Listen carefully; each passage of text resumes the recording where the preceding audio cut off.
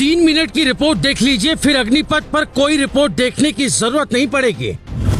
सेना की नौकरी छोड़कर भागने वालों की संख्या देखकर आप कहेंगे अग्निपथ ही भविष्य है।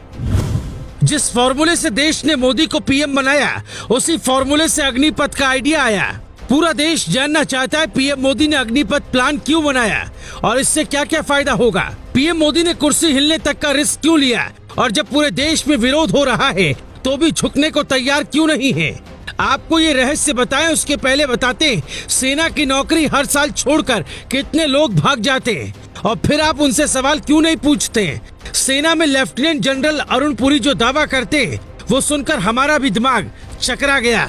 हर साल लगभग 17,600 लोग सेना की नौकरी अपने मन से छोड़ देते हैं, वीआरएस यानी रिटायरमेंट लेते हैं। ऐसे लोग कौन है जो देश की सेवा छोड़कर भाग जाते हैं? भागना ही था तो फिर सेना ज्वाइन क्यों की? सरकार का लक्ष्य अगले कुछ सालों में 1 लाख भर्ती हर साल की है, यानी सरकार का प्लान कुछ और है।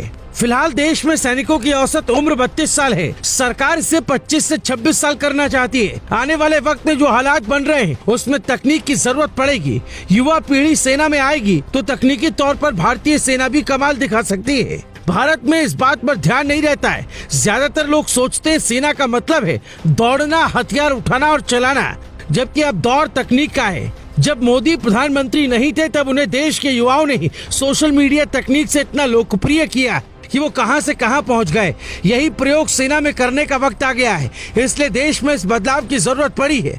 हम आपको उदाहरण देते हैं। अब युवाओं का समय आ गया है। उरी अटैक के बाद भारत ने पाकिस्तान पर सर्जिकल स्ट्राइक की।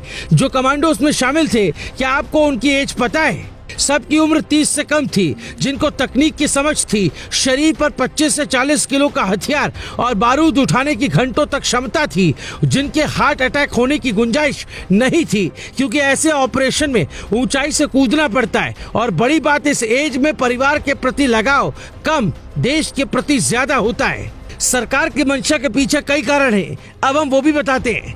आज लड़ाई ड्रोन की हो गई है। सीडीएस बिपिन रावत ने शहीद होने से सिर्फ 4 घंटे पहले ये दावा किया था युद्ध जैविक होगा, हथियारों से नहीं। जैविक युद्ध की तैयारी हमारी नई पीढ़ी ज्यादा बेहतर कर सकती है।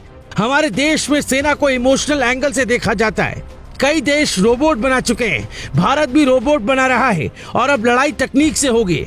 आपको याद होगा आज दौर मशीनों का है और मशीनों को समझने के लिए युवा पीढ़ी सबसे बेस्ट है।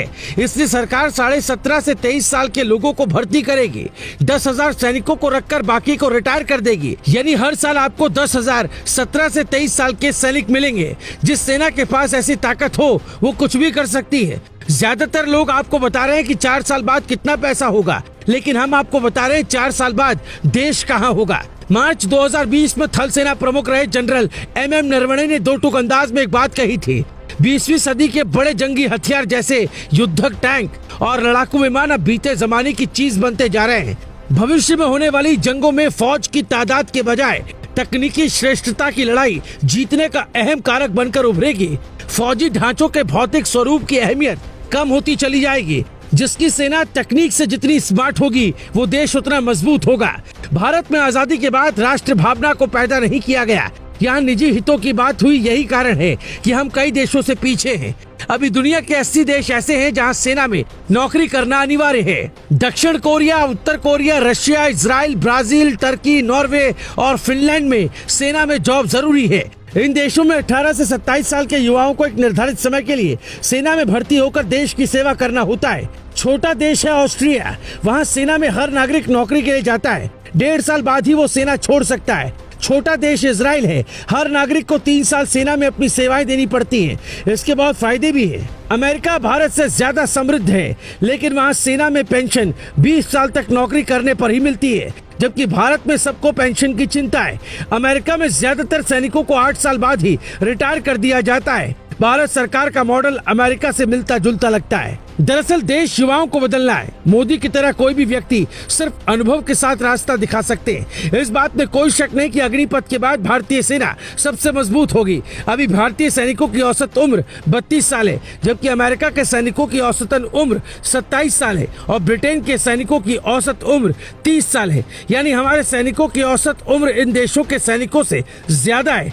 दूसरा, इससे सरकार हथियारों की खरीद पर ज्यादा पैसा खर्च कर पाएगी। अब तक सरकार को रक्षा बजट का आधे से ज्यादा हिस्सा सैनिकों को सैलरी और पेंशन देने पर खर्च करना पड़ रहा था, लेकिन इस योजना के लागू होने से ये खर्च धीरे धीरे कम होगा। शो के प्रायोजक है मां भवानी डेकोर प्राइवेट लिमिटेड, मतलब a complete floor solution, new 0 mile Dadar road, Muzaffarpur. Secunderabad में गोदरा बनाने की तैयारी थी। ट्रेन में बैठे थे यात्री, फिर स्टेशन पर कैसे पहुंच गए उपद्रवी।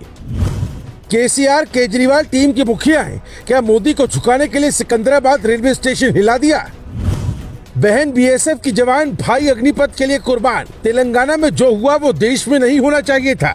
17 जून को सिकंदराबाद रेलवे स्टेशन पर जो कुछ भी हुआ वो इस देश में नहीं होना चाहिए था। 13 राज्यों का बवाल एक तरफ और सिकंदराबाद का बवाल एक तरफ। पुलिस की जांच में ऐसे ऐसे खुलासे हुए हैं कि सुनकर ये सवाल उठने लगे हैं कि कहीं सिकंदराबाद को गोधरा बनाने की तैयारी तो नहीं थी। अग्निपथ के विरोध के नाम पर देश विरोधी साजिश रचने वाले आखिर ये लोग कौन हैं? विरोध करने वालों की दुश्मनी सरकार से है, लेकिन वो जनता का हाल ठीक गोधरा की तरह करने वाले थे। 2 दशक पहले गोधरा ट्रेन कांड सबको याद होगा। क्या सिकंदराबाद में ठीक वैसा ही होने वाला था? सिकंदराबाद में ट्रेनों पर हमले का जो पैटर्न था, उसे देखकर ऐसा लगता है कि ये पूरी तरह सोची समझी साजिश थी। हम आपको बताते हैं कैसे 24 घंटे में सिकंदराबाद रेलवे स्टेशन जल गया और वहाँ के सीएम केसीआर देखते रहे। जब बिहार, यूपी, हरियाणा और पंजाब में स्टूडेंट पटरियों पर बैठे थे, ट्रेनों को आग के हवाले किया जा रहा था, तो सिकंदराबाद में भी विरोध की चिंगारी सुलगाने की तैयारी शुरू हो चुकी थी। सेना की तैयारी कराने वाले कुछ ट्यूशन टीचर अपने ही छात्रों को देश के खिलाफ भड़का रहे थे। खबर है कि आदिलाबाद से चलने वाली कृष्णा एक्सप्रेस में सवार होकर यात्री की शक्ल में कुछ उपद्रवी भी सिकंदराबाद स्टेशन पहुंचे थे। व्हाट्सएप पर लोगों को मैसेज भेजकर कहा जा रहा था कि आप सिकंदराबाद और विशाखापट्टनम रेलवे स्टेशन पहुंचिए। पुलिस के हाथ जो चैट लगे हैं उसमें क्या लिखा है आप सुनिए, फिर पूरी साजिश समझाते हैं। व्हाट्सएप पर ऑडियो मैसेज भेजे गए जिसमें कहा गया कि कल आप सिकंदराबाद रेलवे स्टेशन पर कब आ रहे हैं? पेट्रोल, टायर और पुराने कपड़ों के साथ आए। हमें ये चीजें रेलवे स्टेशन पर नहीं मिलेंगी, इसलिए अगर आप ये चीजें साथ लेकर आते हैं, विरोध तेज होगा, रेलवे सेवाएं बाधित की जा सकती हैं। दूसरा ऑडियो मैसेज विशाखापट्टनम में लोगों को इकट्ठा करने के लिए था, जिसमें कहा गया कि अपने अधिकारों के लिए खड़े होने का समय आ गया है। अपने सपनों की आशिया को दे एक नई पहचान मां भवानी डेकोर प्राइवेट लिमिटेड के साथ, जो है ऑथराइज्ड डिस्ट्रीब्यूटर ऑफ कजारिया। देश की मिट्टी से बनी टाइल से देश को बनाते हैं और जहां मिलती है सभी प्रकार के Indian and imported granite, marble, sanitary एवं कोटा स्टोन का अनोखा एवं आकर्षक संग्रह। मां भवानी डेकोर प्राइवेट लिमिटेड, मतलब a complete floor solutions, new 0 mile Dadar road, Muzaffarpur. Call 9934753111।